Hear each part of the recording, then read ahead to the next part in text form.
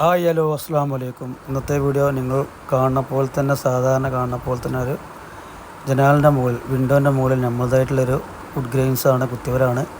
അപ്പോൾ ഇതിലൊക്കെ പല മാറ്റങ്ങൾ വരുത്തിയിട്ടുണ്ട്. അപ്പോൾ വീഡിയോ ഫുള്ളായി കാണാൻ ശ്രമിക്കുക. അപ്പോൾ ഇതിൻ്റെ വർക്കും കഴിഞ്ഞു, ഫുൾ മാറ്റ് ഫിനിഷൊക്കെ അടിച്ചു. ക്ലിയർ എന്ന് പറഞ്ഞാൽ മാറ്റാണ്, പക്ക മാറ്റല്ല, സിൽക്ക് മാറ്റ്. അപ്പോൾ നമ്മൾ ലൈറ്റും ഡാർക്കും കൊടുക്കുമ്പോഴാണ് അതിൻ്റെ ഒരു ഫീലിംഗ് കിട്ടുള്ളൂ.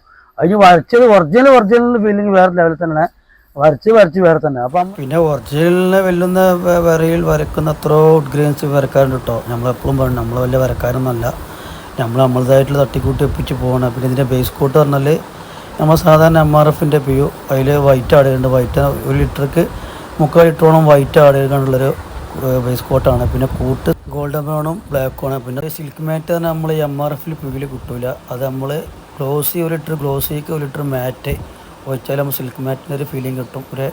ഒരു മേഘ് പോലത്തെ ഒരു ഷൈനിങ് കിട്ടും. പിന്നെ നമുക്ക് ലൈറ്റും ഡാർക്കും ഇടയ്ക്ക് കറുപ്പും കയറുന്ന രീതി പറഞ്ഞാൽ അത് വരക്കാർ ഐഡിയനുസരിച്ചാണ്. അത് നമ്മൾ വരക്കണ കൂട്ടിൻ്റെ അപ്പോൾ ബ്ലാക്ക് കുറച്ചെടുക്കുക. ബ്ലാക്ക് എടുത്തിട്ട് നമ്മൾ കൂട്ട് കുറച്ച് അങ്ങോട്ടും ഇങ്ങോട്ടും മിക്സാക്കി കൊടുത്താൽ, ഷെയ്ഡാക്കി കൊടുത്താൽ കുറച്ച് ബ്ലാക്കും അപ്പോൾ കുറച്ച് ലൈറ്റും ഡാർക്കായിട്ടുള്ളൊരു ഫീലിംഗ് കിട്ടും. അത് നമ്മൾ വരച്ച് നമുക്ക് അതിൻ്റെ ഒരു എയിം കിട്ടുള്ളൂ. ഫസ്റ്റായിട്ട് ഉദ്ദേശിക്കണ അവർക്ക് അങ്ങനെ നമുക്ക് പെട്ടെന്ന് ഐഡിയ കിട്ടില്ല. നമ്മൾ വരച്ച് നോക്കുമ്പോൾ പിന്നെ നമുക്ക് ഐഡിയ കിട്ടും. കുത്തിവരെ ഇഷ്ടപ്പെട്ടാൽ ചാനൽ ഫോളോ ചെയ്യുക. അപ്പോൾ എല്ലാവരും സ്നേഹം മാത്രം.